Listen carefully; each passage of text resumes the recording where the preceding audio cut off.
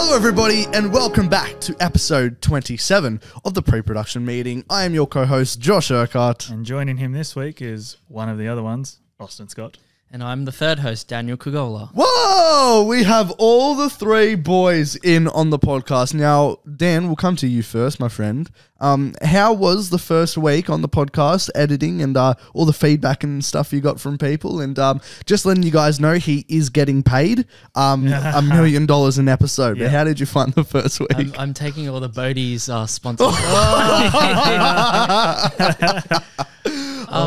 Yeah, no, it was good. I really enjoyed editing everything. I do all the work. Oh, yeah. It's been offloaded to me, hence why I get all the dosh.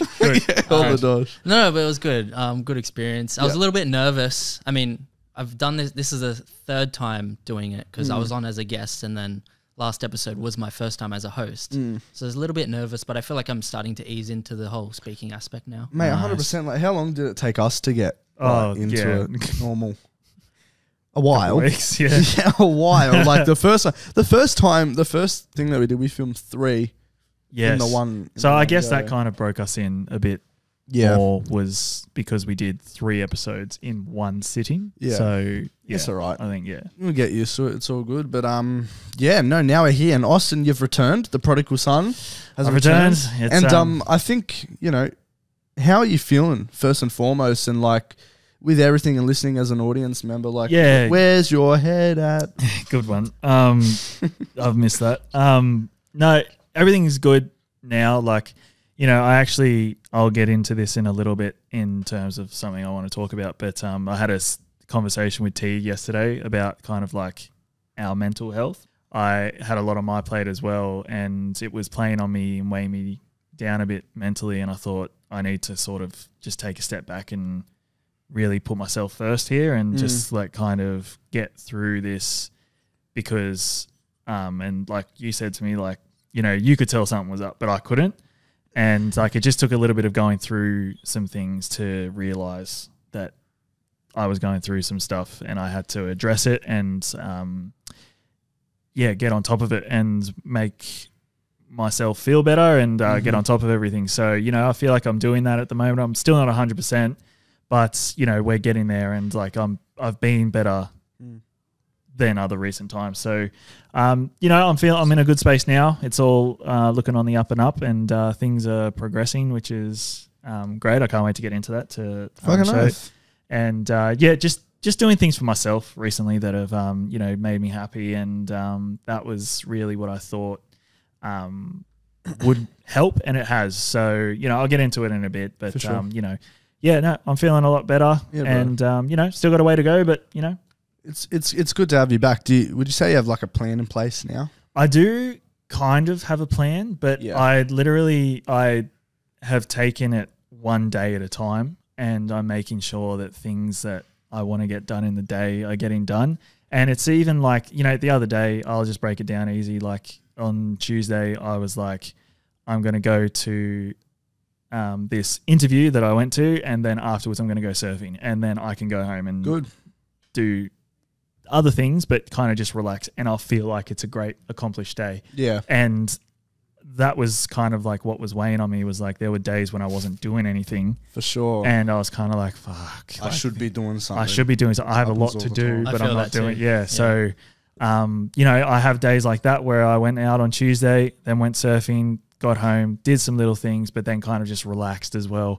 And I felt like I accomplished a lot in the day. Good, so, bro. I'm just taking each day one at a time. And, today was like I started work at 4 a.m. and then 4? Yeah. Shit. I started work at 4 and then I went home, I walked the dog and then I've come here. So today's been a really good day. So, that's good, man. Like it's just little things like that I'm keeping myself occupied and also just, just doing little wins here and there. How is the little mutt? No, the little guy's good. He's not so little anymore. Though. He's really growing. And we went and got his 3rd vaccination the other day. I say we, Beth went and did it because I was at work. But weighing in now at 14 kilos, and he's only going to get bigger. And now when I pick him up, it's kind of like I'm deadlifting, and just it's gone from like a little scoot to like a What breed is he again? Labrador, golden retriever. Oh, nice. And it's easy to get the two mixed up. So I understand that. But yeah, no, he's growing and he's getting smarter and he's getting more independent, which is good. Man, yeah. And, you know, love the little guy with all my heart. So, you know, it's good. Well, mate, it's good to have you back. And I think it's good to be back. It's good to, you know, take that time off when you need, because mental health, especially in this industry, is very important. And you can see with like the actors, directors, producers that, you know, give into all those like stresses and stuff and don't take that time to help themselves. They go 100%. down a dark route and sometimes have unfortunate outcomes. But it's good to implement those strategies, I think, earlier on and get your shit sorted. And then, you know, you're the best you can be for when you need to be creative and stuff like that. Absolutely. So I just want to sort of say, and this is kind of what I wanted to say, but just I'm talking to everybody here that's listening. I'm talking to you fellas as well. And hopefully anybody that this gets out to, I want you to put yourself first and just take each day as it comes and just do little things that make you happy, whether that be starting a new season of a show or reading a book or just going for a walk, listening to a podcast on that walk or just doing something that's going to make you feel good. Just please do it. Because when you do that kind of stuff, it just makes you feel better and then you can build from that. And I'm just speaking from my experience. Everybody's situation is different, but at the same time, please do stuff that makes you happy because you come first and you shouldn't be bogged down by things that bring you down. So just take those little steps and you'll feel astronomically better. I'm just speaking from my experience, but again, please, I just wanted to get that message across, and the same goes for you fellas. If you're feeling bogged down, please just do little things. Just take some time for yourself. Those things are always going to be there. I say that professionally.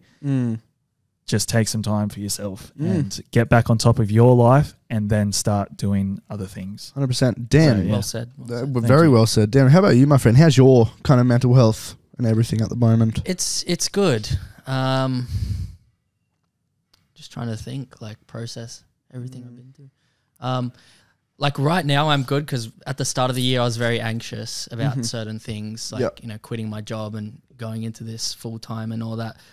But I think now I'm good. Like I've calmed myself, like the meditation and stuff has really helped. Good. 100%. I've started to do that again. Yeah, it's so good, hey. But I have gotten a little bit slack with it, but the techniques have still stayed. Which it's is hard really to keep at it, eh? Yeah. But one thing that's sort of been agitating me a little bit is, and this is something that I've sort of dealt with, you know, for years now. This is just an industry thing, but there's a lot of broken promises and just like people that say, oh, I'll bring you on for this project, for that project, and it just never happens. And you know, and there's a lot of rejection and you get your hopes up a lot of the time and you sort of just have to it does get easier to deal with that rejection because, you know, the more you go through it, it's sort of just a bonus if things do pan out, but you don't expect them to. But yeah, like, because, you know, each rejection, eventually it does build up a little bit. And sometimes you just have those days where you're like, damn, like I really would have liked that opportunity to pan out. But it is what it is. You know what I mean? You just keep pushing and you go through. But and as Austin said, sometimes you just got to take those days for yourself and put yourself first. Absolutely. And remind yourself like why you're doing what you're doing. And that we're lucky enough to pursue what we love because there's a lot of people that don't have that, you know, they never figure it out or they do and they just think, you know what, I'm never going to make it and they just don't back themselves. 100%. Which I know you're a big advocate for, Josh, which is backing yourself. Definitely. Got that from him as well. Yeah. 100% backing yourself. This industry is not easy. Yeah. It is not easy. And, you know, you have to be pretty on it 24/7 and consistently on it creatively to get anywhere, and you have to be able to learn to deal with those rejections and keep moving forward and stuff like that. But I mean, you got an exciting new project now. I mean, we'll get into the progress, but surely that's going to be helping that now you have that kind of idea and you have a way to like go towards, right? Yeah, definitely. Yeah, and even this podcast and that those two go hand in hand because it's 100%. Like, I want to have more progress. On the film to show each week. And they go back and forth. Yeah, 100%. Like you text me and you're like, fuck, I have a lot of progress. I'm like, fuck, that makes me happy. Yeah. That's exactly like, I'm just thinking now back to the early stages of the podcast and we kept doing that. Bruh, got some progress I'm going to talk about on the podcast. So it's good. Until you fell off, Austin. Yeah. Trust me, I've got some stuff. Yeah, to talk. bro, that's so right, good. that's And I actually want to talk about something real quick. Like this week, so as you both know, I'm pretty like good when it comes to this film. I don't really get stressed with anything that's like going on, no matter how big. But I gotta say, this week was the first week that I actually got fucking stressed to do with this, because it all kind of hit me, and it was actually the first time that I've ever got anxiety outside of the things that I usually get anxiety about, which is in terms of like relationships and stuff. But this was the first time I got actual anxiety, not to do with that, which was a bit weird. Just a lot of things that were happening at once, and I'm so busy, like so busy. Like I haven't seen my mates. I haven't seen my mates for a couple of weeks. Like just a lot going on. And then the moment that I tried to take some time for myself and I went out with two of my workmates, it's like everybody all of a sudden wants something from me.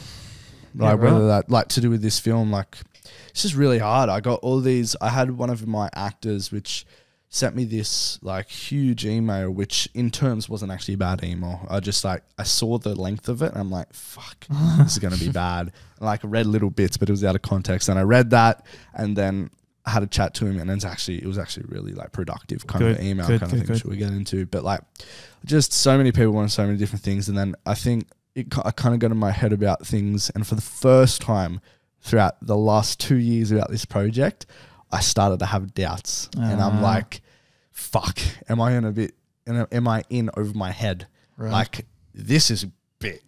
I'm like the risk I've taken with doing this kind of film, this big, where at points we will have over 100 people on set. It dawned on me, and I'm like, wow, yeah, this is like, because usually I'm so like optimistic, and I still am, but it just like it all hit me. Not that it hasn't hit me. I think I just so many things at once, being so busy, so overwhelmed.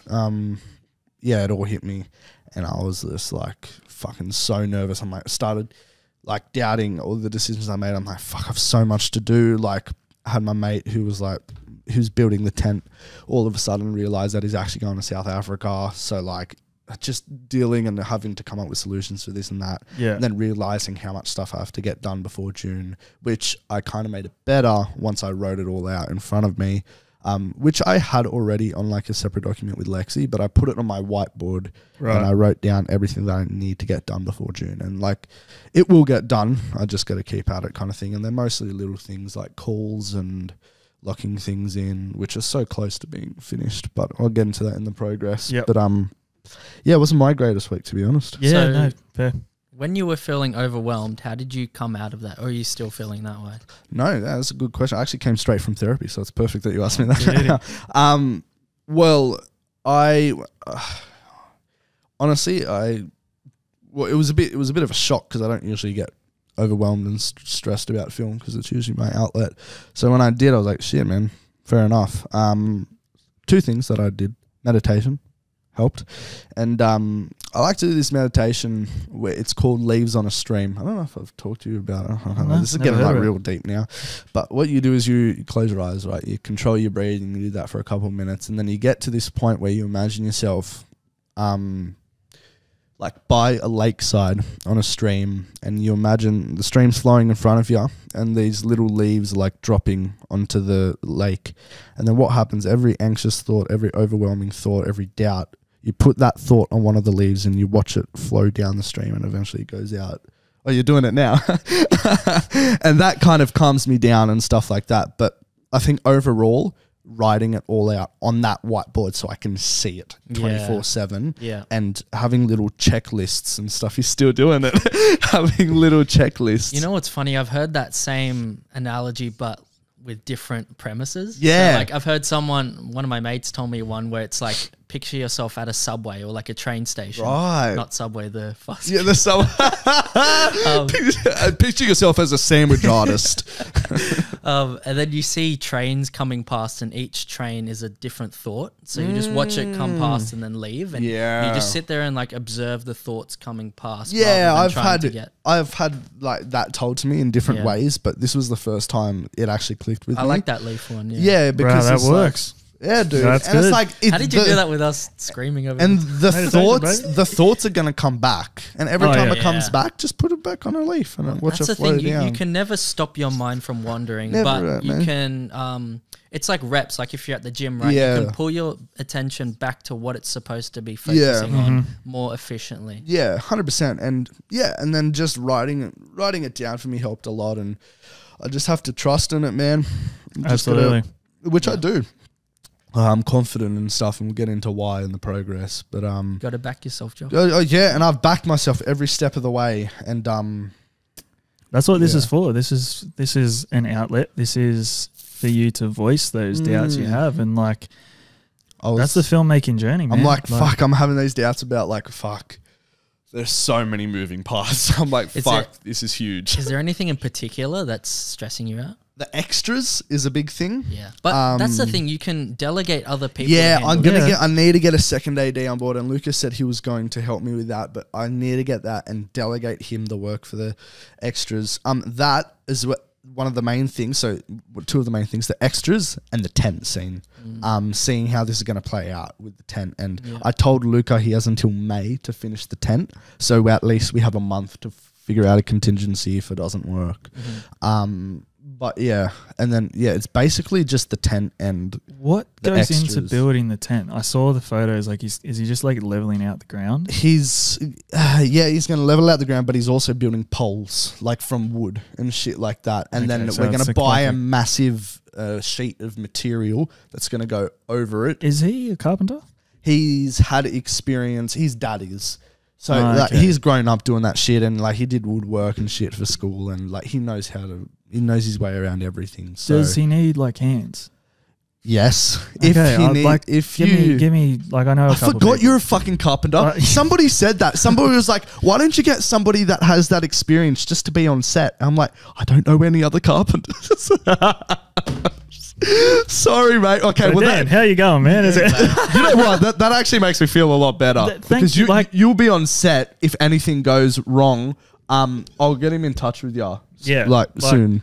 I'm not a stranger No. to labourous work. Oh, mate, and that's perfect. I know Yeah. a lot of carpenters. Yeah. So please. Okay. Well, then I'll sort out a call, and you guys can just. I mean, he's got it underway. Like it's gonna go well. It's just about seeing how everything. Okay. works. Yeah. But yeah, other than that, not really. Like, I have full trust in the actors and preparation and shit like that. It's just those little tedious things. And another thing is like just like making sure that we get everything done on the day. But you never really know till you're there. So Yeah, That's a film set, baby. That's film how it's set. going to go. yeah. So Anyways, you know, that's a long ass intro. that, Sorry yeah. about that, guys. No. That's good. Yeah. Everybody just prioritize Yeah. your own mental health and Take time out if you need. Yeah. You know, like Doesn't hurt. literally this is your one life Yeah. and what you do with it is up to you. Yeah. And you want to fill it with as much positivity and Yeah. happiness as you possibly can. So do the things that make you happy. Your dreams and stuff are always going to be there. You know, 100%. That chick from the first Black Panther movie started acting when she was 80. whoa. Yeah. So, and she was in Black Panther. Anyways, You beside hear the that, guys? point. Don't do anything to your 80. So there you go. Quote of the day. But yeah, anyways, all right, let's do the wrap up, but let's wrap it up in about 10 minutes, all right? Because Yes. I think the progress and the dependent variable will take a little bit. I personally don't actually have anything to talk about for the wrap up this week. I've literally been so busy. I haven't had a chance to watch anything. I'm trying to think. I went and watched one of my actors' plays. Yes. There you go. That's what I have seen. Yep. It's called The Wasp. I'm pretty sure by the time this comes out, it will be done. It's already done. Finished last night. It was really good. Nice. Directed by Richard Cotter. He's a Yeah. good man. He's a man. funny guy. Holy shit. He's- Can I just, real quick, a story? Do you want to tell it in the progress? Yeah, actually. Okay, we'll do it. let's say it with the yeah, progress. yeah. I know exactly what you're Yeah, going to yeah, tell. He's funny as fuck. What about his intro to how he knew he was going to get into the film industry? And he was like, I woke up. Oh, and I yeah. We'll get to that. We'll get to that. But That was yes, good. anyways, I saw that play. Very good. Very, like, lots of turns and twists, which I didn't expect coming. But Is it his vision or is he directing? No. it? It was written Okay. by somebody in Still, London. I'm not taking away from No, him, like, but that's it was pretty really cool. good, really good. It's about these two friends that haven't seen each other since school, and does their trauma from high school still affect them today? We'll see. Yeah, Go right. see it if it's at a theater near you. Cool, Anyways, that's man. it. Cool. That's literally it for me. Okay, awesome. Dan? Yeah. Cool. Yeah, so I went and saw Dungeons and Dragons. Oh, last week. bro, oh my God, I want to see that so Yeah, bad. It's surprisingly really, really good. That's what everybody said, Yeah. man. I'm probably going to It's- go see it tomorrow. So it's good on a technical level, right? So like there's great transitions, there's great lore, there's great narrative. Like Yeah. the characters are really interesting and Yeah. funny, and everything just goes together so well. And Yeah. it brings you into this fantasy world that I haven't seen fantasy on screen in a while. Thank you. I was And- going to say, Yeah. I haven't really dived into fantasy Yeah. films. Since Lord of the Rings. Pretty much since then. Yeah, and it made me miss it. I was like, wow, like it's been so long since I've really Oh, enjoyed get a fantasy on the big goosebumps. screen. Yeah, no, you Nice. guys need to check it I'm out. gonna. My mate who plays D&D. I've never played D&D. He's setting up a one shot for me and like a couple of my mates. Yeah. It's for just a 1 day thing, just so I can play it for once. and Nice. see Yeah, how it That's is. gone. I've never played it either, but you don't really need to. No. understand Because you the make up your stories. own stories, right? Yeah. With D&D. So Yeah. the fact that like But this he- is its own, like He that's has the a most campaign exciting that's part. been going for 5 years. Yeah, see? How does that shit happen, Yeah, bro? That's pretty cool. wild. Yeah. That's pretty cool. Sorry, Yeah. continue, Dan. Yeah, it was a great movie. That's about Yes. Right, fair enough. What else have you seen? it. Oh yeah, okay. There is something I want to talk about. 'cause Yeah, I have let's not. Austin, what do you... go. something I have a polarizing opinion on. Oh, God. It's been about a month since I've watched this, but I don't think I've spoken about it. After Sun. So, Ooh, I haven't seen it. yeah, I haven't seen it, but I've Oh. heard such good things. do you care about spoilers or anything? Yes. Okay, Yes. I can keep it brief. Okay, good. Because I guess the movie is vague by nature anyway. All right. But everyone's talking about how like they came out of this movie sobbing and stuff. Yeah. And I watched it and I was like, nope, Really? Nothing? didn't do it for me. Yeah. Um, His performance is good, but yeah, no, the acting is good. Like yeah. there are definitely Paul Mescal. Paul Mescal got an Yeah. Oscar nom for it. The guy who was in Normal People is going to be in Gladiator. you probably know if you saw him. Yeah, you'll probably know if you saw it. Search up Paul Mescal. Continue. Yeah, I won't reveal too much because of spoilers, but things I did like about it is it's they don't give you too much information, right? Yeah. Which is a good and a bad thing. Like some people are saying, oh, it's what's the word? I don't know, Dan. What is Oh, what's the word? Like reserved filming, I guess. In Okay. the sense that like they don't give you all Reveal the answers much. to everything. Sure. But I think they actually stripped it back too much Okay. to in a way where it doesn't really have like a distinct story that like brings you in with these characters and makes Right. you feel what It's they're just feeling. It's more- just because it's about these two It's like characters. Nolan without the satisfying endings. Yeah. If it was just Nolan the whole way through. Yeah, sort of. And I can't really spoil too much. Yeah. But it's about this this daughter and her dad. Okay. And they've gone away on a holiday, and it's just like basically just going through their experience on a holiday, and there's more to it. Ooh, Um, okay. But yeah, there wasn't like a strong narrative pull, and I guess that's Sure. kind of the point of it. Yeah. And they reveal something at the end, which I think everyone was shocked by, but I sort of figured out very early on because it's sort of like they alluded to it. Sure. And so that was in my mind the whole time. And then You at knew the it end, was I'm like, coming. am I supposed to be surprised? I don't know. Maybe I don't know, didn't see something that other people. And like, I was desperately trying to find people online that agreed with me because everyone was like raving about it. So I was like looking through reviews. I typed in, why is After Sun bad on Google? And there was nothing. It was just people saying, this movie's the best. And I finally found some reviews that were not so good and people were agreeing with me. I was like, oh, finally. But they were very few Yeah. and far between. I Okay. think most people like it. And there are elements I like about it, but Is it on streaming yet? I'm not sure actually. I saw it in theaters. Okay, right. okay. It was only a limited release. I think I saw it at the Palace Cinemas. Okay, cool. Yeah, Fair. that's nice. Anything else or just those? I think that's all I've watched, other than just like I'm catching up on TV shows and stuff. I But gotta yeah, catch up on Mando yeah. and then Ted Lasso as well. Oh yeah. I need to watch that. Yeah. But no, fair enough. What do you give Dungeons and Dragons out of 5? Out of 5, I normally do my ratings out of 10. Well, half it. Okay, yeah, because my rating out of 10 was 8.5, and I'm like, I can't half that out of 5. Yeah, that's at So I'll 4.2. probably give No, it- 4.25. Okay, yeah, that's what I give it. 4.25 out of Yeah. 5. It's the best they could From have you, done that's with good. yeah, it's the best they could have done with that type of Yeah. story, because it's like I can't give something a 5 unless it's my type of film and it's like perfect, but it's the closest that thing could have come to perfect for What me, is if that perfect makes for you? sense. You, Josh. Stop. Anything you made. No, Perfect is just like a film that has to have a level of complexity. It has to resonate with me emotionally. Example. And Just one. Well, Lion my King? favorite movie is Good Will Hunting because I resonate. Nice. Yeah. I really resonate with the themes of that. I just think it's so well written. It makes you feel things. Yeah, It's got everything I want. Fair. So yeah, Absolutely beautiful. Osto, what about you, my friend? The Night Agent. Ooh, that just came out. Of course. Binged I sent The that to you Night when the trailer first came out. Binged it. Good? It's good. It's really good. You just have to put aside some like Cringy dialogue. cringy dialogue and like some pretty bad performances by some of the supporting cast. Yeah. And just like, you know, when they make a discovery or something and then they go, oh, this must be this and this must be that. And that's the reason why this is that. And you're like, let us figure that out. Yeah. You know what I mean? Like, that's actually one of my tropes. Anyway, yeah. So, is it actually?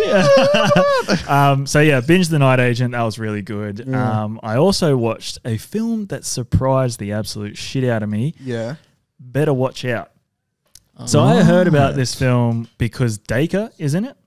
Oh, Dacre yeah, your Montgomery's mate. in it. Yeah. Your mate. So when me and him became best didn't you buds, work with him? yeah, Yeah, bro. He drove him around and everything. drove him around in his car and everything. He you know. promised me he was going to get on this podcast, but still, nothing. How can you Silence. never talk about it? You're so humble. He's just my mate. You have his number?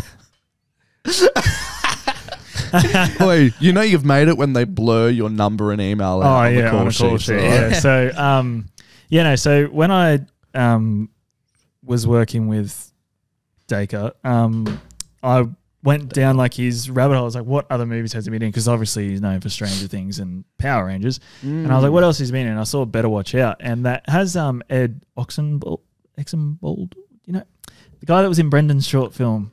The guy that's Paper in Planes Tag kid. Showy now. Who's In what? He's he's part of Tag Showy with Will. Oh, okay, there you go. Stuff, Yeah. yeah. Can I cut in super quick? Yeah. I also watched Elvis and he's in that.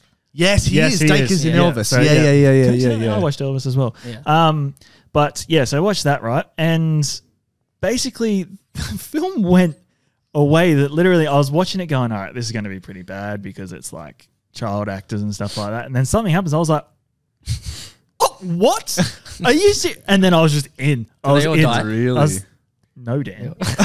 I'm not saying Wasn't anything. it a horror movie? They And Rogue then- One'd it. And then I blow up. straight up just went, what the fuck? And then literally it went in this direction I did not see coming because, like I like to do with all my films, Yeah. I don't watch trailers, I don't look at reviews, I don't do Did anything you watch the until trailer I've after? watched- See if they spoiled Yeah, it. and they did. it's spoiled to shit. Yeah. So I was like, Really? thank God I didn't do that. You didn't watch the Spider-Verse trailer, did you? No, I didn't. So good, That but sounded it shows a lot. so Hey, do you good. agree?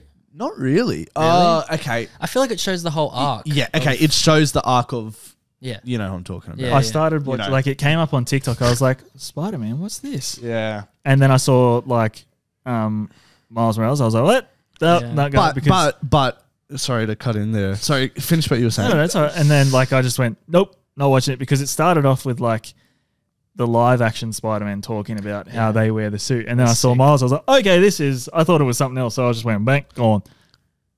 Who we're thinking about, Yeah. he's not the main villain, though. That's not who I was thinking about. Who are you thinking about? Shut I up. can't Both say. of you, shut the fuck up. No. Do you know who I'm thinking about? We'll just leave it at it shows too much. I'll talk to you after. Yeah, right. No, it is so good. Yeah, Like, I got like chills watching that. leaves on a stream. Leaves on a stream. Actually, I had a sick dream last night. Yeah. About Tom Holland with Venom fighting Doc Ock. I had Really? such a sick scene that like played out, and I was watching it right. So like Doc Ock is trying to fight Tom Holland. Tom Holland's like on the ground, and Doc Ock, I don't know what version of Doc Ock, maybe a new one, reboot version. He's trying to fight, right? And then Venom comes in and goes onto Tom. Yeah. And then because you know how Venom has all the little strings that attach. Yeah. The strings go out and start attaching onto Doc Ock's arms. Sure. And then like grab him, and then they just like toss him out the window. That was my dream, and I was like, damn. I have Kevin Feige's number. Yeah. I guess Might you have two to in pitch that to contact. him, I eh? think so. Yeah, pretty cool. Anything else? But like you said, a movie has to resonate with you and it has to hit everything you look for in a movie. And I'm going to give you guys one guess as to what that is that I'm about to say. If you think of me and what movies I like. Oh, and- action. Yeah. Yeah. Oh, wait. Action. Is that it? Yeah, action, but like what film am I about to say? Oh, That you love. Are we- fucking The Raid. Oh, you fucking idiot. Wait, John what Wick 4. Oh yeah. I thought you were what going to you were say. I talking thought you were going to say the Grey Man No. again. Again, Josh brought up the Grey Man. No, John Wick 4. Yeah.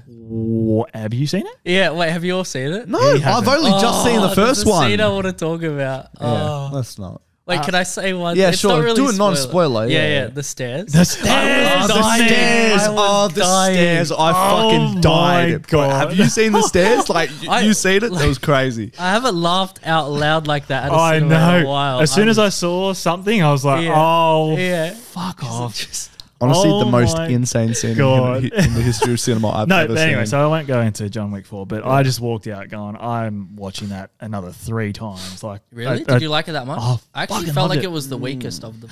But it was still good. Always good action. I watched What's the your first one. How do you go? How do you order them? Probably. See, I do like the first one, but it's actually like it I has gave the it best, 3.5 the first one. It Yeah. has the best narrative, but it's also probably like the least amount of action. I Well, guess. that's because, like, if you look at what happened now versus where they started, Yeah. you've got to start somewhere. Yeah. Mate, And they then- got that TV show coming out in September, The Continental. Yep. Rest in peace, They've got- the guy Yeah. who... Continental died, and yeah. Ballerina. Yeah, Anna with de all- Armas. Yeah, true. Wowza, yeah, that's going to be good. For me, I go 4-3-1-2. Seeing how she was in Okay. James Bond... I would do that, but switch. So I'd do 3, 1, 2, 4. Okay, fair Yeah. enough. Fair enough. And then you 1. Yeah, I would say one's up there. Yeah. Yeah. Have you only seen one? Yeah. Oh, okay. What I was saying, Anna de Armas and James Bond, seeing how she was in there, Yeah. like, she would kill it I action still haven't seen James Bond. But They I, should have made a no spin off time to die. of that. They should have. Just bring But that character back. She's basically going to be playing that character in Ballerina. So Anna de Armas and the Grey Man. yeah, I mean, she's good action-wise. So yeah, you would bring up the Grey Man again. shut up. All right. Anyway, that's basically my wrap-up. Yeah, and, cool. Yeah. Happy days. Let's move on. Happy Sweet. days. All right, let's start with the progress, baby. So I will go last because I feel like I have quite a bit. I know you have quite a bit as well. Dan, Yep. you go first. Cool. So I started putting a Bible together. Oh, beautiful. With this beautiful little program called Microsoft PowerPoint. Yeah, my guy. Nice. He asked me, he's like, what program do you use to put together your Bible? I'm like, I believe it. PowerPoint. Lol. But you can surprisingly make it look pretty clean You once can. you put some nice titles in and some What I pictures do and stuff. is they give you like ideas on the side. Yeah, But yeah. I use that. That's a lot. exactly Yeah. what I did with my Yeah. Bible as well. Yeah. Sorry, I'm just looking for my dog on the camera, but I please see, continue. I see. More important issues. Yeah. So what I really started doing was getting into the meat of the what do you call it? Story? Started writing a synopsis and just like fleshing out the details of the story, writing like basic idea Beats? of beats. And then I also created some mood boards for like locations and characters and stuff like that. Good. And I started to really fall in love with these characters that I'm writing, the Nice. protagonist and the antagonist. Have you come up with a title yet? Don't but say I it can't on here. reveal it. What's your I have working title? My working title is Murder Magician. Oh, nice. Did you listen last week when I explained the idea? Yeah. Pretty fucking good. That's- Yeah. Oh, I rate it. But one struggle I am facing is that because I've been watching a lot of horror movies and doing research and stuff like that. And one thing I'm struggling with is I love these characters, right? So I want to like flesh them out as much as possible in the Yes. story, get to know them and stuff. However, with my antagonist, it's hard to make a scary antagonist that's also fleshed out. Because if you watch other horror movies, you don't really know much about the scary antagonist. It's like a demon that you don't really know anything other than its motive Yeah. to kill or to do whatever. Also, you got to remember this is proof of concept, bro. You don't need to flesh Yeah. it out entirely. Yeah, but I want to have the full story before I make it. That's right. Yep, I forgot Proof about of that. concept for it. Yeah, but did you see there was a recommendation on TikTok? Someone commented and was like, "Watch this film" when you're talking about your film. Oh, I don't have TikTok, so I didn't see. what it. film? It was on the pre-production meeting TikTok. If you guys want to go What was follow it it, the called? pre-prod pod. Let me try find it for you. So Demon Slayer. again, if you want to go I'm not watch saying it, that's it, but watch Demon Slayer. Okay. your I one. did, when you were talking about it, I was like, I want to watch that. So, oh shit, we've got about 5 Gem. Okay, indie. Nice. All right, we got a little discussion happening. All right, hit me. So, watch The Wizard of Gore, an old grindhouse film from the 70s. Okay. I don't know. That was Okay. on of you talking about your film. Sounds cool. Yeah, The Wizard of Gore. Okay. Check it out. Cool. Wizard. Sorry, continue, mate. Your Bible. Yeah. So just putting images together, and I feel like that really it helped my inspiration flourish, I guess. So I guess if I was to rate this week out of 10, I'd probably give it like a 7.5. He knows how it goes. Yeah, he that's what I was knows how gonna it say. Yeah, goes. he's taking it back. We haven't done that in so long. We actually haven't, eh? No. Wow. Sorry. Bringing it back. My man. My Dan. All right, cool. Was that about it? Just flesh out? Cool. Osto. Nice. Animation, again. So we have established... Discord's been popping off, my friend. It has been popping off. And we have established every fortnight catch-up call. Cool. Good. And now I can safely say that everybody has their roles. Like, everybody knows what they're doing. Jeffrey's doing what really are those well roles? with like delegating and taking charge. So we've got, and I'm going to name you by name, but Anna will be taking care of the Coliseum. And How does she have time design. when she's filming Ballerina? She's really good. So Anna's taking care of like the Coliseum and, making sure that looks Cool. as good. And we're going to sort of come up with shots in a bit. But she actually asked me on the call, she's like, Austin, like, what do you want the Coliseum to look like? And I was like, look, we all know what a Coliseum looks like. You have your stadium and then where the competitors fight. But what I want you to do is I want you to do it how you see it. And I want you to sort of like... Directing by just saying, all right, you come up with it. I'll just sit back. Like give me a few ideas. Like, obviously, I want... No, that's how I do my things as well. I go, hey, you give me your ideas, I have my ideas, then we'll come together. 100%. That's what I was saying. Like, I was like, when you come up with concepts, we'll talk. And that's basically... So she's like, cool. She's running wild with it. Yeah. And I was like, just as long as there's like big walls where two big doors can be, because that's what... Like, I think that's the best way because, you make them... Well, you get them involved. It's worse when you're ahead of a department and you feel like you don't have any creative input on the project that you're working 100%. on. And I feel like that's the way to do it. They have their own vision, you have your own vision, and then you combine to create one big vision. Exactly right. And they also have some really good ideas sometimes that you haven't thought of. Which I'll get to. And then you can take 100%. Credit as your own idea. Oh, okay. I don't know about that. So speaking of good ideas, so Anna's taking care of Coliseum and then Destiny is taking care of... Chris. She's taking care of Chris copying Cooper's outfit. Was that the photo that's what you saw? Pretty good, man. So Cooper's outfit in real life, and then she's also taking care of the gladiator attire that he'll be transforming into. And she's doing a couple of weapon designs as well. And then Destiny came up with a really good idea because Sam is in charge of Stain. He's designing Stain and those things you saw before in the Discord. So what we're doing is Stain is going to be that really good mix of like grimy, slimy human anatomy as well.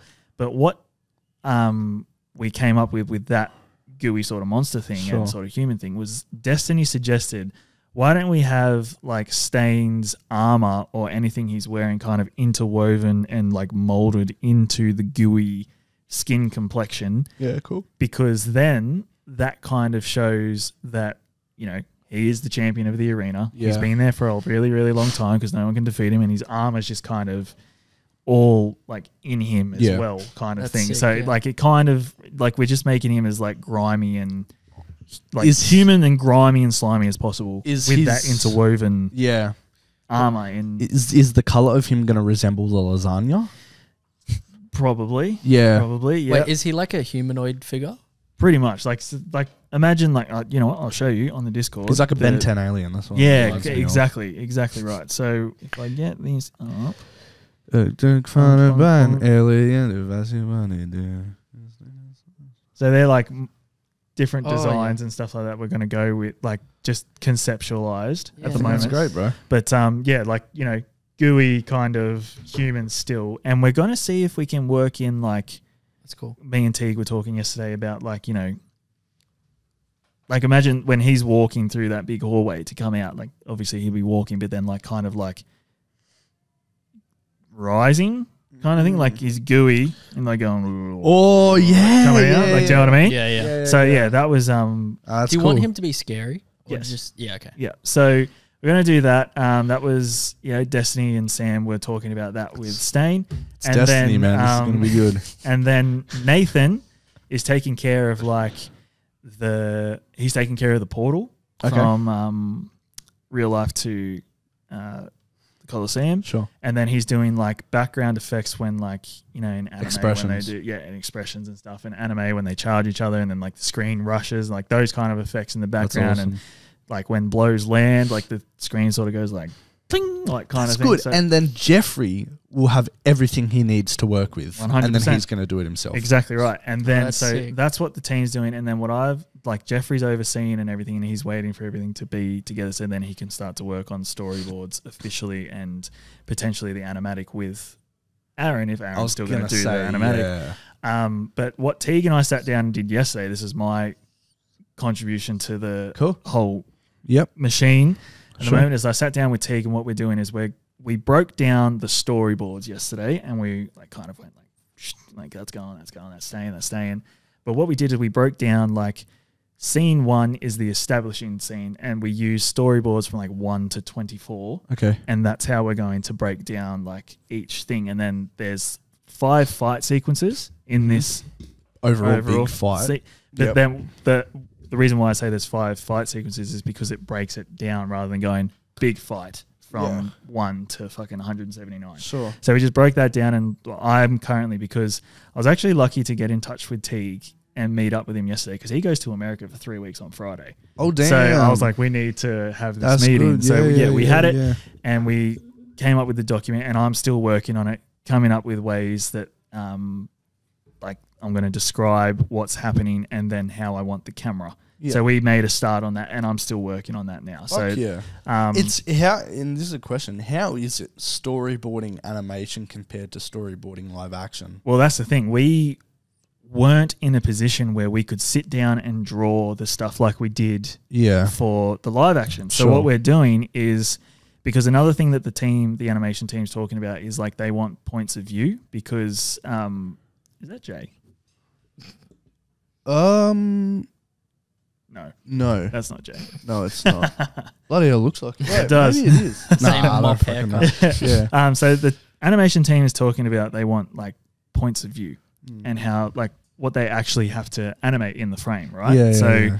and that's going to be like weapon placement, all that kind of stuff. So what Teague and I decided is that we're not going to draw the squares and draw what we want. We're going to describe it, and then that way we can then talk to Jeffrey and the team about this, and then we can storyboard as a whole. Does that make sense? Yeah. Yeah, so that's the difference between the two. Was like Teague and I would sit there and come up with a shot list and stuff like that. We're doing that still, but just with like a description of how That's the a scene great plays idea. out. Yeah, Rather let than the like, animators deal with it. Yeah. exactly right. Like you said, creative contribution Yeah, and for stuff sure, like that. for So sure.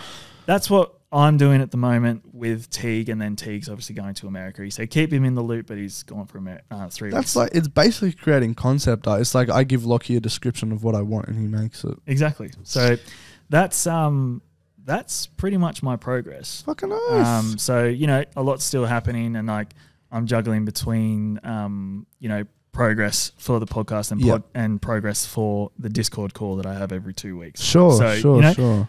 I'll keep everyone updated as Perfect. everything happens. So that's pretty much my Out of progress. 10, what do you rate that Out week? of 10, that's a 10 because 10 out of like, 10. because obviously at the start of this episode I said like where I was at versus where I'm at now. Can we and do sound effects? That was a come on, man! Doesn't know who's talking to you? Come on, man. Yeah. But, all right, that's They not go right. for a while. Yes. So yeah, where I was versus where I am now, and only getting better. I feel like it's a 10 out of 10 on mental front production wise as well. So Whoa! done. Very nice. Thanks, Osto. you know, that's a big W for me. So, Big dubs. Yeah, big dubs. Only dubs. Very good. Yes. My progress. Please, Josh, your progress. Oh gosh, what don't I have to tell? So it's been a massive week. I think we'll start at the table read on Yes. last Friday, which yourself came along to. And Yeah, that was really cool. if If that anything, is I Jay, actually wanted to thank you because yeah. that played a massive part in kind of realizing where I'm at and Really? where I want to be, and just like being in the room with like you essentially played out the film, Yeah. and like I just got that film like fuck I want to do this kind of thing. So Good stuff. thank you very much, sir. Hey, It no helped worries. it helped me a lot. You helped me. You came along, did the action. It was fucking fun. It was we were there for 2.5 hours, basically breaking. Well, how I did it is first off I gave everybody updates of where we're at, with everything, even though I already do every Sunday, as you guys probably, I don't know if you guys watch the Sunday updates that I do. Kind of. Dan. Sure. It's mostly for the actors and stuff like that anyways. But yeah, so Second AC update. although I did add you into the new did I make a new film thing? No. I added Hattie. Okay. You. Oh yeah, but and there hasn't told really you, been no, anything. No, nothing. Yeah, so So so I started. Yeah, it was you're in there as well. Yeah. So what I did is I started, with the updates, and then we went around the room and everybody told how they got into acting. Basically, some of them had already met each other at this networking film event a couple of weeks ago, which I didn't even know was happening. But they sent me a selfie like a couple of weeks ago. It was funny as fuck because they had never met each other before. But now they have. So that was really good. And then what did we do? Oh yeah, then we went scene by scene, and what I did is we read the scene through. Austin read the action, the others read their lines, and then what we'll do is we'll break it down and we'll talk about the emotional objective and the physical. So we'll talk about the physical objective of the scene and the emotional objective of the characters. And they all went through, and some of their takes on the characters were just fucking mad inspiring. Yeah, exactly. Yeah. It was just so that's what I mean. Like just being a part of that. That was my first ever table read, proper table read. Same. Well, proper. And I've had one on Zoom and stuff. But So that's the same with Cooper as well. For Stain, but being in that environment, I was kind of like. And they all know their shit as well. Yeah. And they're all proper. You know. I love hearing what actors have brought to a character, because it's like you write this character and think a certain way, and then you talk to them and they thought about the character in a whole other level. That's exactly. I think I said that last week. That's exactly what's blown me away. Is they all have this take on the characters, and it all matched up to my take on the characters. Well, no, actually, they gave me more ideas and stuff, and yeah, it was just really fucking rewarding. And another thing that was happening is Jay has started the behind the scenes documentary.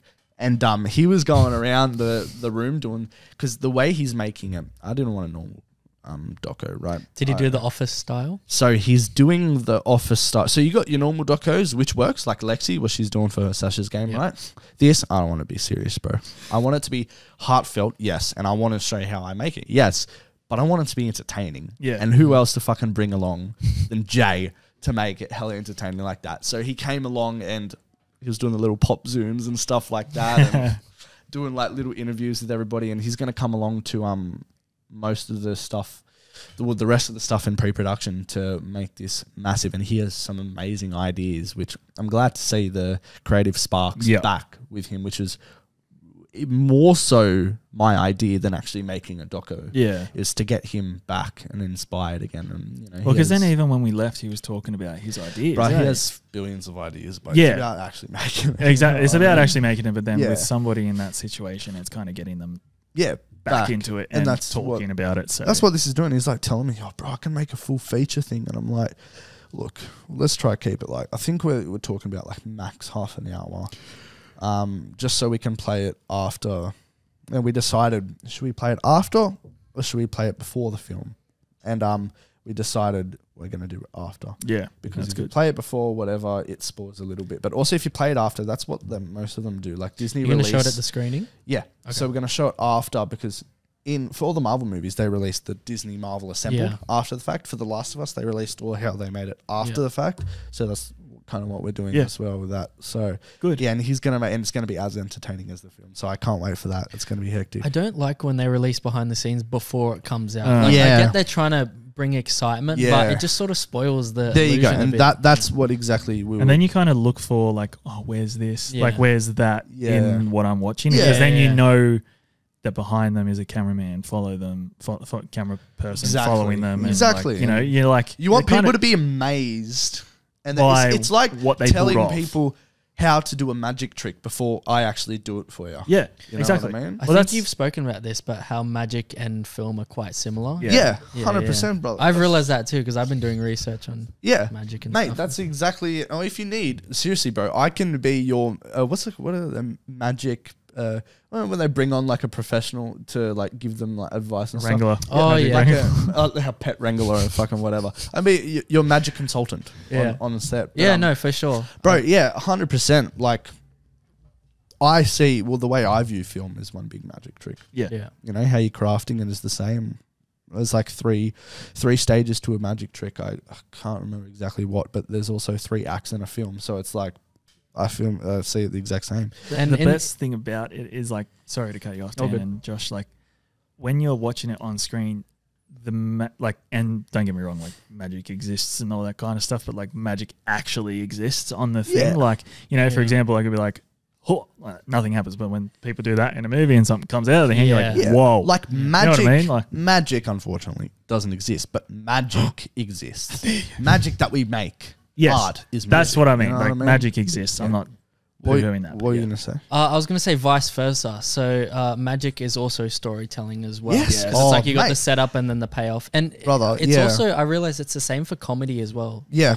You know, a joke has a setup and then a punchline. That's like the climax. Like Mate, it's all. you can have the worst magic trick, the most simple magic trick in the world. It's about the story and how you perform it. And how you reveal information as well. Yeah. What you give the audience. That's like after fucking...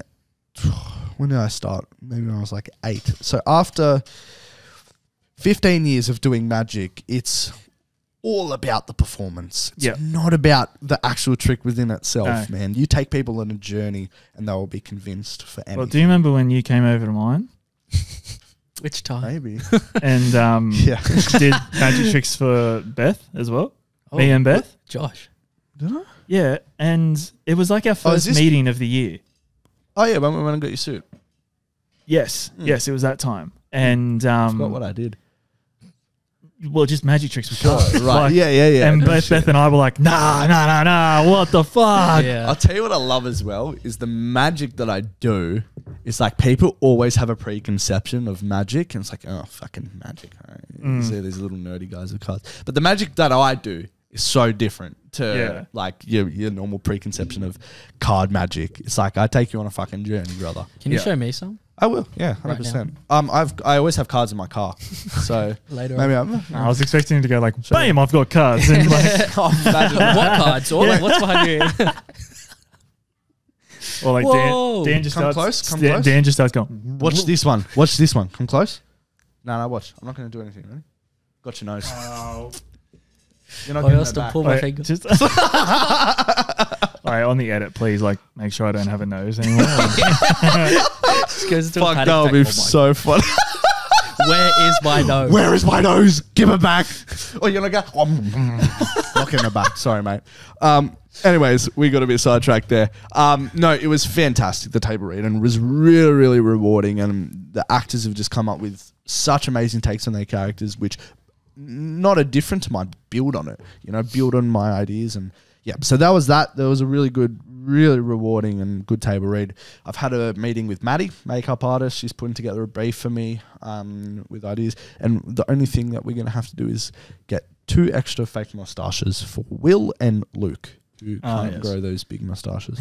And then I had another meeting with my PD, who ran me through her 30-page lookbook for the film, and it was fantastic.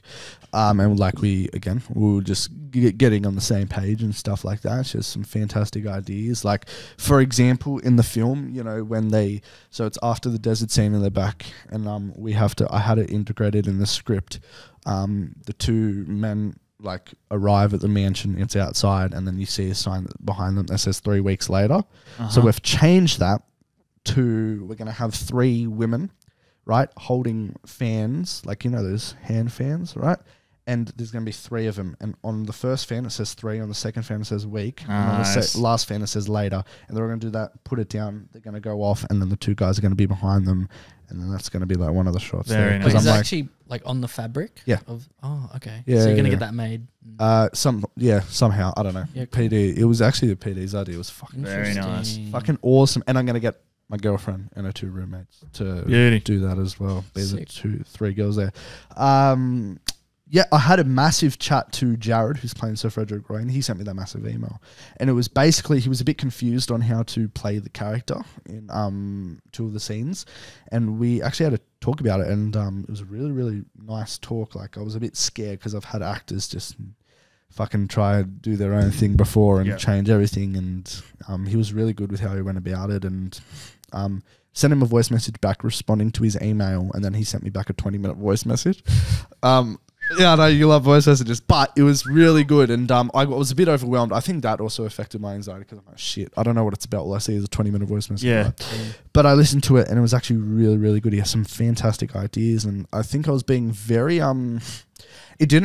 was 100% right. He didn't know how to come about it for scene 2 when they're in the desert because so Frederick Roy is supposed to be this leader kind of character, and in the desert he's like, yeah, shoot me, like taking the coward's way out kind of things. I looked at it from every angle. I don't know how to play this. It doesn't really match the character, and talked about it. And a lot of things that I was doing, especially in the opening scene with Daisy, like the over black scene, a lot of how I was coming along like with this film is to ask more questions than answers, right? Because I mean, overall I still think that's what I got to do, especially for the proof of concept.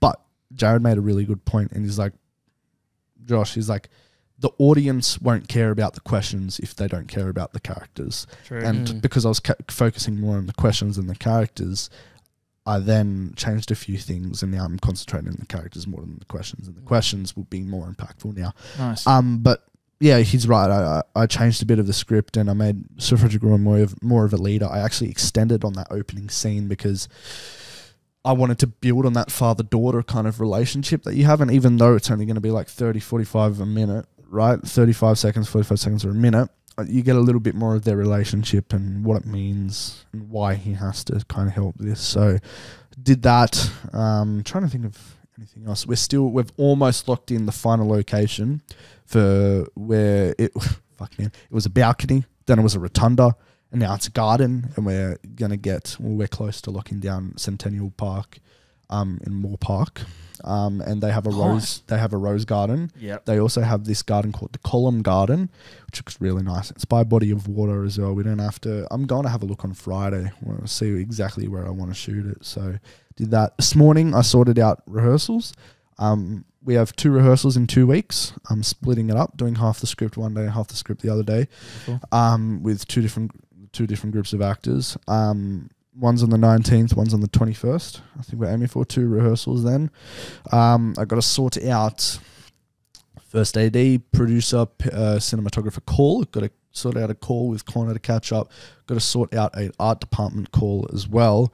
And then I'm having 2 staging sessions in May to get Connor across certain shots that we might want to practice, but also use those days to utilize for what's it called?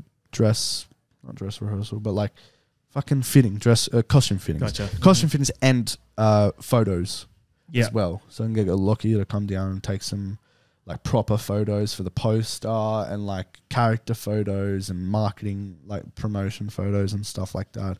So yeah, there's that. And then just I'm in contact with an Arabic singer. Yeah. And she's sorting out. Is she actually Arabic? She's Lebanese, but she okay. sings Arabic. Yeah. So she's, the only thing with her is that she has no Arabic songs of her own, but she's going to try and get like a couple that hopefully don't like clash with copyright, basically. Yeah. Right. Yeah, I'm doing that. It's just, crazy. I think I mentioned last week I've redid the shot list. Did I do that last week? I think I mentioned that. I finished that completely. Or maybe I didn't. I finished the shot list completely, all the storyboards again. Nice. I was going to say, if for whatever reason Lockie can't come down, I know a photographer. If you need somebody. Don't you take photos as well? And there you go. So of course. And then the tent, Luca, I gave him until May to get the shit sorted. I'll get him in contact with you after just to see if he needs an extra hand or whatever. Yeah. Yeah. Have that by May, and then if that works out, it works out. If it doesn't, then we'll figure out a contingency. Cool. And I think other than that, that's it. I mean, Beauty. in my head, I'd give that, realistically, logically, every week now is a 10 out of 10 just because I'm fucking busy. Nice. But, it's super stressful. So, it's all right. We're getting there. Yeah. I'll tell something real quick at his table read. The story. Yeah, that's there were right. 2 instances where I made a funny. And I say that because Josh's main actor for Ozma. Richard. How old would you say Richard is? That's dangerous. Doesn't matter. Yeah. But 60 plus. he's like 70 plus. I don't know. incredibly wise. Like Wise, you wouldn't go to him like, bro, how the fuck are you, mate? Like, how you going, bro? It's like, good day, sir. How you going? Like, but he's also quite quirky. Exactly right. Okay. He's got the quirkiness about him as well. But there's like, you've got to respect him because he just, I don't know. He doesn't talk. Did you realize he didn't talk as much as the others? Exactly right. And like, doesn't because need the to. thing was like, I tried to get it out of him. Yeah. Yeah. And I was sitting there watching like, when people are talking, like, he's like, we put a couple of swear words in our sentences and stuff like that. And then I was kind of like, oh, like, I don't want to swear in front of him. Like, I kind of had that, like, but then, like, a couple of swear words slipped out and it was just how I talk. Yeah. And then the thing is like, I was reading the big action and then I was playing, like, crowd members as well in the script. And then so I was sort of acting as well. And then I didn't read that one of the lines was Ozmar's. And so then I started reading Ozmar's lines. I was like, oh, fuck, that's not... And all you do... And I looked up at him and the look. He was like... just like staring at it and everybody cracked up laughing. I was just in there like... That's hilarious. And it was a moment I wish Jay captured. Yeah. It was like a moment where Austin...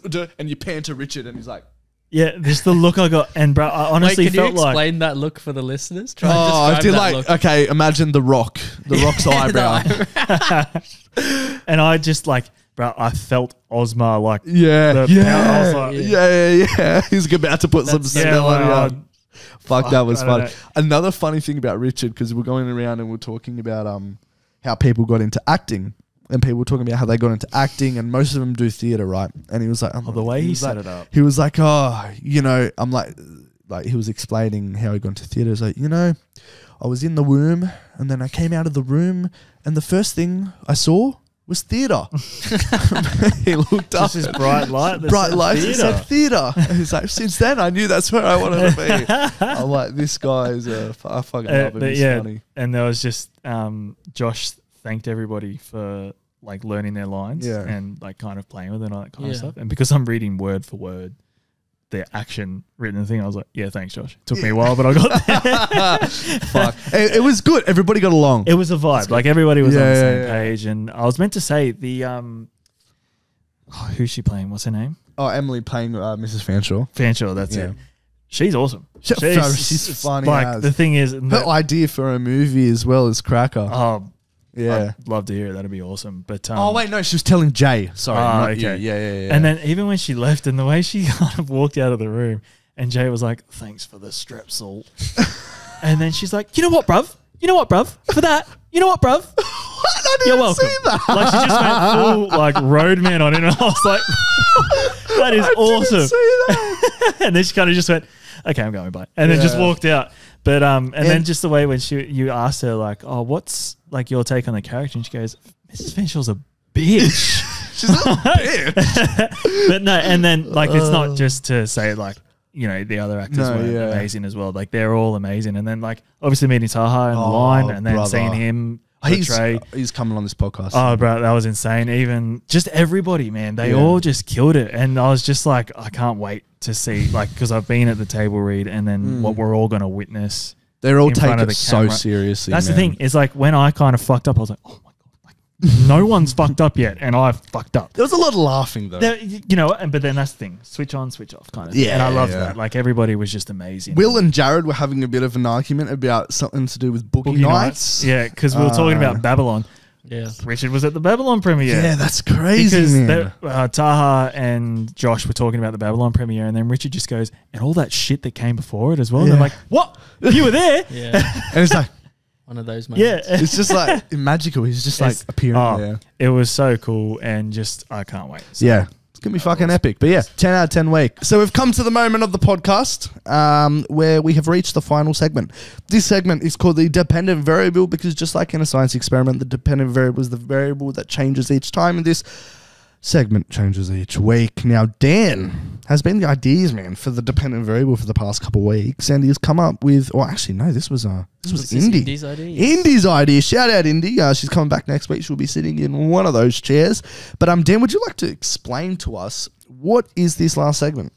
So today we're going to discuss cliches or different tropes that you see often in movies that frankly drive you crazy. And Yes. potentially, if we can think of ways that we might get around some of these cliches. I like that. Alrighty. Would you like to start us off, Josh?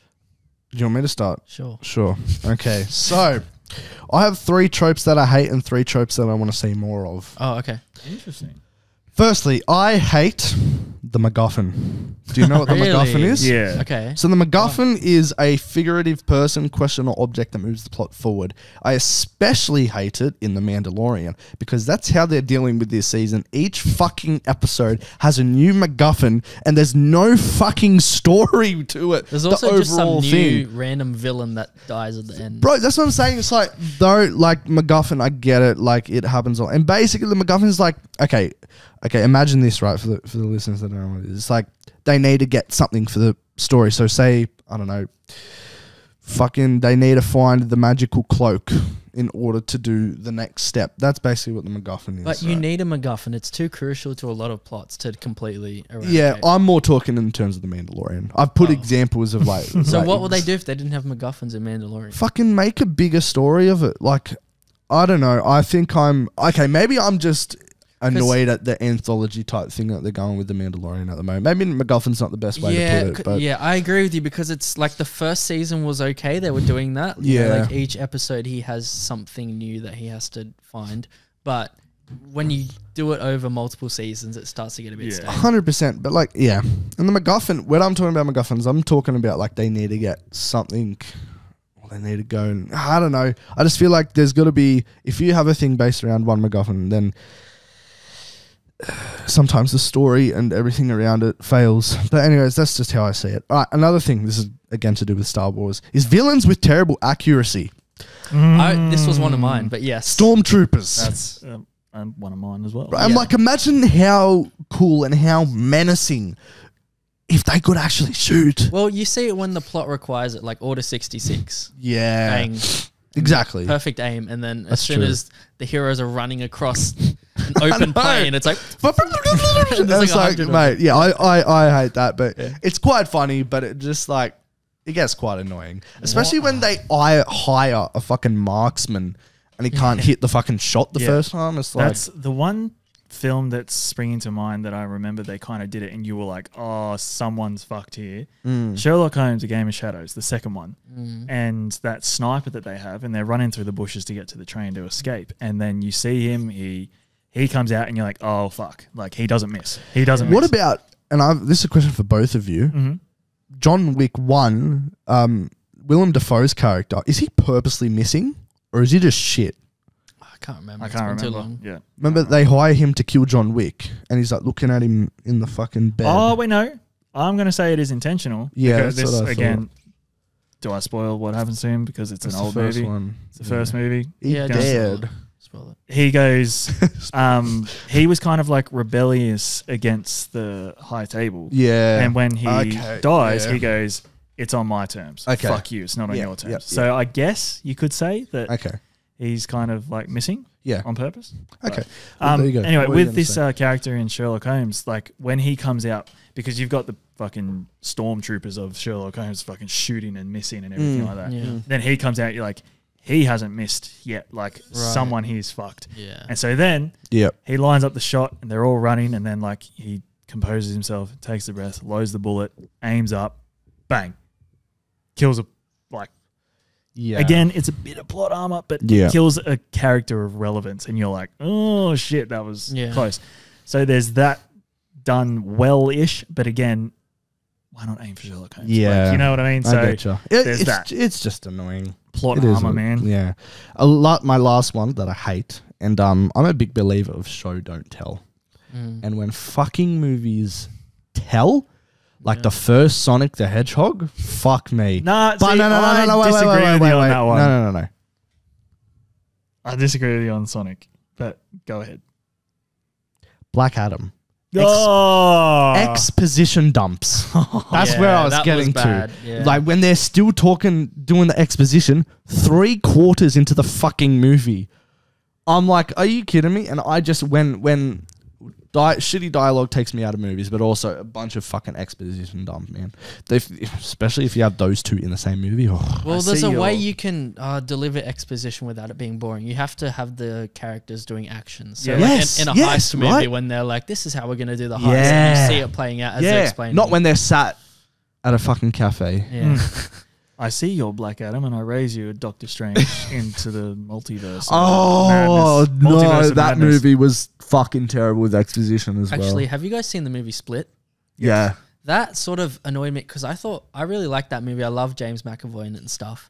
But so much of the movie was just him sitting in therapy and the therapist explaining like what his issue was. I'm like, I want to see it's hard. Yeah, of course. Him doing his thing and figuring it out that way rather than someone just telling me what issue he has. 100%. Well, yeah, there you go. So those are the three: the MacGuffin, the terrible accuracy, and exposition dumps. Now, what I want to see more of, now this isn't really tropes, or I guess you could say tropes. It's more in reinventing genres, right? I want to reinvent the rom-com genre. I don't know how. Don't ask me. I don't know. But I'm sure there is something you can do with a fucking rom-com genre that doesn't stick by its normal tropes and normal structure and, you know, the characters, they meet each other and about 3/4 into the movie, something happens, they have an argument and they realize a secret about one another and then they end up in an airport at the end of the movie and they kiss and that's the rom-com, right? Right at the gate of the... Yeah, right at the game. For example, the fucking Your Place or Mine, Friends with Benefits, fucking it always happens, right? Yeah. Anyways, they can reinvent that rom-com genre. If you guys have any ideas, let me know. If not, another one. Reinvent the musical. Musicals with good plots, right? I don't even count La La Land as a musical. It is, but I don't count it. It's just not your normal musical. Imagine, and this is what I wanted to do, a musical with an Inception type plot. Inception the musical. Tenet the musical. Imagine. Oh, it's just in reverse. They just sing it in reverse. Yes! Bro, imagine that. A musical with a fucking insane plot. Yep. Like, that's how you could reinvent the musical. Anyways, another one is what we were talking about and what Ari Aster is doing at the moment is reinventing the horror genre. Yes. Good narrative, like you said last time, and I think he's the leader of this and we'll start to see agree with that. Good narrative horror plot soon. The horror tropes of, you know, like you go into a room and then like something gets knocked over and you're like, who's that kind of thing? Bro, it does my head in. Yeah. Whereas one of the best jump scares I remember in recent times is It, Chapter 1. After... Oh, yeah, man. Is her name Betty? Yeah, I know who you're talking about. The girl in the group, she kills her fucking stepdad. And then you're like, fuck yes. Like you got up, turns around and fucking Pennywise just grabs her straight away. And you're like, oh, fuck. Yeah. Like that is... horror. Like you need those types of jump scares. Yeah. Not this like setup and you're like building to a jump scare that doesn't pay off. Yeah. I like when they build up and then it's a false, like they don't actually scare you. That's and good then as you're just well. there like, exactly right. Yeah. Those kind of stuffs with horror films need to be like they need to do more of that. Yeah, for sure. So I agree with that. Yeah. Well, those are my three that I hate and three that I want to see more of. Good. Cool. Awesome. What about you? You kind of crossed over with like exposition where again they tell not show because it happens a bunch in the Night Agent when they find out crucial information and then they explain it rather than like, you know, I like it personally when they go like they get what they're after and then they, like, for example, they open up the laptop, get the information of it, but then, like, they have that moment of, like, looking at each other and then, like, they realize they need to do something. And then the next scene is what they just discovered playing out rather than them going, oh, my God, this person did this, which means that this happened here and then this, blah, blah, blah, blah, blah. And then they go, cool, we've got this information now. Now what? Yeah. You know what I mean? Like, that's something I hate. So, again, exposition, you know, telling, not showing. Bro, like at work, I have to watch Bold and the Beautiful. I have to watch Young and the Restless. And, bro, soap operas, that's their whole thing, is they have to, because do you know why? It's because they treat it as they're getting new viewers each episode. Yeah. So they're having to recount everything. It's like, oh yeah, I did this because Jerry Jerry fucking kissed Mariah. Exactly. I don't fucking know, you know what I mean? And they stick with that for fucking 5 episodes. How can you watch that regularly though? I've gotten drawn into it. I'm not gonna lie. Like, I'm addicted to Bold and the Beautiful, brother. Why Like, don't you reinvent the Bold and Beautiful? Reinvent That'd soap actually be operas. sick. fucking Is Young hell. and the Restless the one where they have all that supernatural themes randomly, or is that a No. different one? Days of Our Lives maybe? There's one that's Supernatural? like there's one that's a soapy, but like they have supernatural themes, like Riverdale? people come back from the dead and stuff. Yeah, no, it's like I think there has proper- been a couple of It's one of supernatural those. things. Yeah. Yeah, I can't say I'm into it like Josh is, but, Yeah. but yeah. So yeah, exposition is one of my thing, and another one, and I'm not sure if this falls under the same kind of thing as like terrible aim and that kind of stuff, but plot armor. Yeah. When there's Right. like a situation that the character is in that you're like, fuck, how are you going to get out of this? And like, for example, a bomb's counting down and they're like tied to a chair right next to it and they're like, can't get out. And then all of a sudden, like, just for example, fucking Superman somehow knows where the character is and swoops in, saves the day at the like Right. last convenient Yeah, moment. yeah. You know what I mean? No explanation how the fuck he got. How did you find out? And a movie that did that really fucking terribly. And I liked the movie when I first watched it, but then I thought about it and it got worse the more I thought about it. Was that new Idris Elba movie on Netflix, Luther? I haven't seen Fallen it yet. Sun. I haven't seen it. Yeah, I know what you're talking about. Yeah. He finds out crucial information about the villain, but how? Like, yeah. there was no explanation to how you got this information and how you pieced it all together, and all of a sudden you just know. Yeah. And then another scene, he gets separated from somebody and then does something crucial for that somebody in another room, but he didn't know the situation that was unfolding. How did you know? Like, it's stuff like that. Yeah, And then I think that basically wraps up my tropes. Yeah, Just plot fair. armor and exposition, and then you know, like we just discussed, the horror. Yeah, stuff. sorry, jump in there. I watched. I was watching because I still haven't finished Outer Banks because I'm watching with my mate. I know. I watched an episode last night. What? the new Oh, the new season's bad? season's pretty Jesus bad. Yeah. Christ. Is it? I haven't finished. There was one episode where JJ's on a bike Oh, and he crashes into the. How the exactly right. Yeah, and he crashes into the bridge, and they all think he's dead, but he's not. And then he just rocks up down below. Like, how did he get there? You know what I'm Exactly. talking about? Oh. It's like, It's gotten what the too fuck? far fetched, hey. It's Oh. like, how are a bunch of teenagers going to break into a Mate, military base? exactly. Look, I watch it for the plot. I don't know about you guys. No, of course you do. Yeah. Sorry, Dan. You'll go, my friend. No, all good. I had a few written down. Let me see. Go for it. Do you plot rhymes with Madeline Klein? Is that what you mean? Who's that?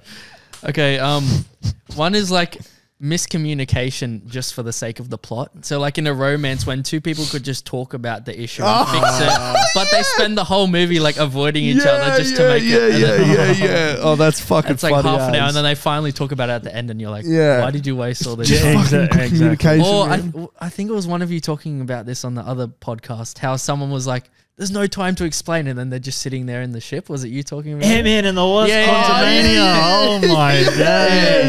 god. Like Yes. that. Like, you clearly have time. You're just saying Just that because- talk. Yeah. Everybody knows Just how to talk. talk. Yeah. Fuck, Yeah. that's a good one. Exactly right. Yeah. The second one is this sort of is similar to what you were saying about people not getting hit by bullets or whatever. With choreography, fight choreography, when they attack one at a time instead of just storming them. Exactly. Yeah. Have you yeah, seen Kick-Ass 2? Yeah. No.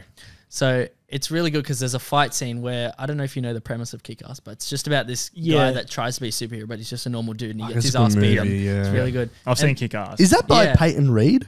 No, it's No. Matt Vaughn, I think. Yes, Ah, it is. It is yes. Matt Vaughn. Yeah. And in the second one, he tries to attack like a group of guys, and at first they go one-on-one, and then they eventually they just storm him and they beat the shit. Yeah, out good, of him. good. Yeah. Because I love that in movies when Yeah. they have that self-awareness. You're like, why aren't they all just okay?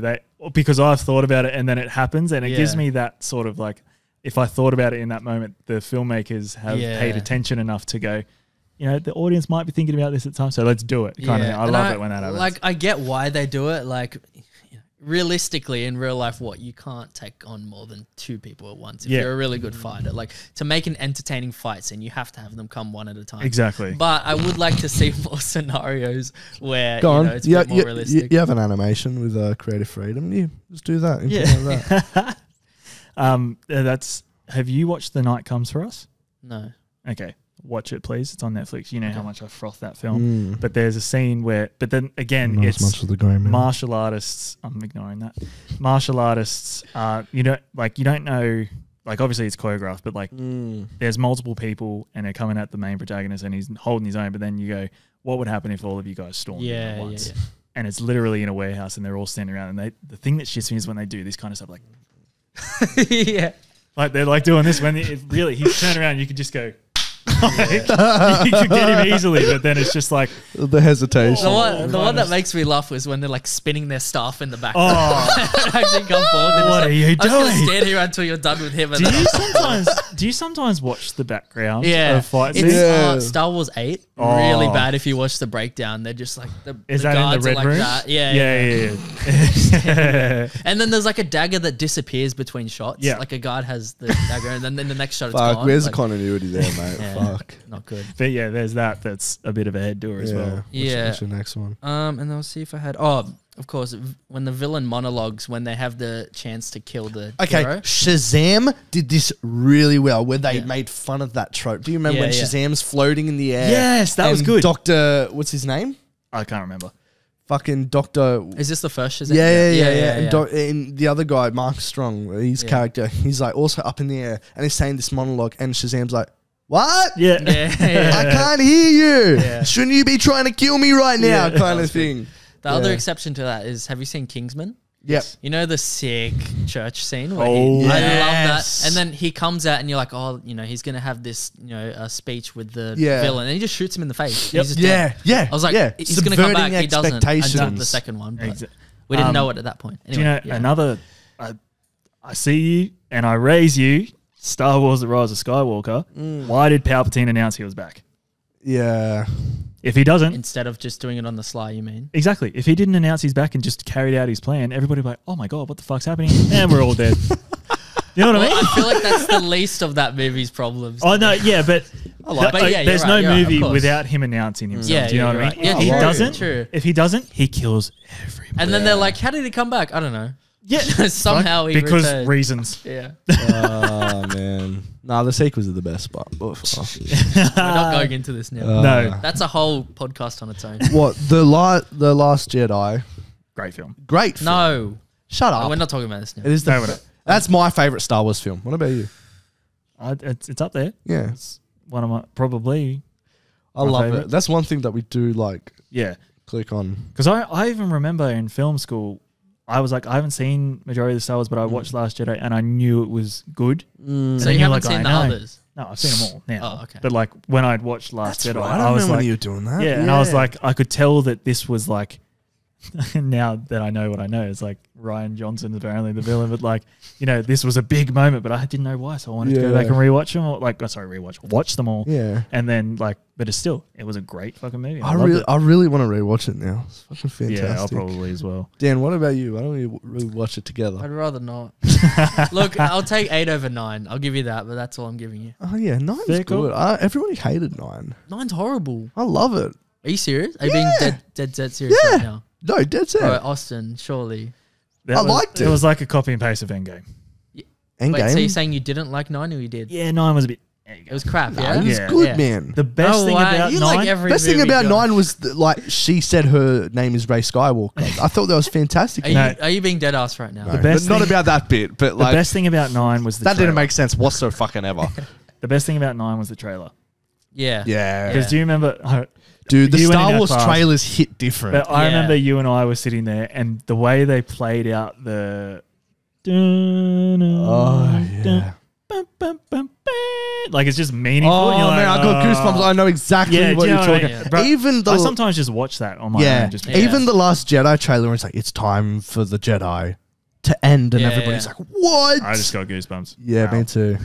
But I think we're previewing a conversation for a future episode. Yeah, I reckon we do a whole episode on. That probably won't get a lot of people listening. Whole That Star should be Wars the next episode. dependent variable. Star Wars. Yeah, debate on Star Oh Wars. fuck yeah! You could probably cut this all out. If I'm being honest. No, keep it in. It's good. It gives them a little preview. Anyways, we have reached now the end of the podcast. Austin, what are we going to do? Oh, it's been a while since I've said this, but we're going to tie a little episode on this. Wow. We're going to tie a little. We're going to tie a little episode on this bow. Yeah, we're going to tie a little bow on this episode and get it out. Dan, I need a little catchphrase. Yeah, you do, because I say maybe you say we've come to the end of the episode. That's where boring. Can they find us? And he says we can tie a little bow, and then I say this is where you can find us. All right, go. We've come to the end of the episode. Where can they find us? Well, they can find us on the pre-production meeting on YouTube, Spotify, and Apple Podcasts, and they can catch us on the pre-prod pod on TikTok and Instagram. What are we going to do with this episode, Austin? We're going to tie a little bow on it. Wow. And get out of here. Well done. Alrighty, guys. Thank you for listening. We'll be back next week. Bye. Peace.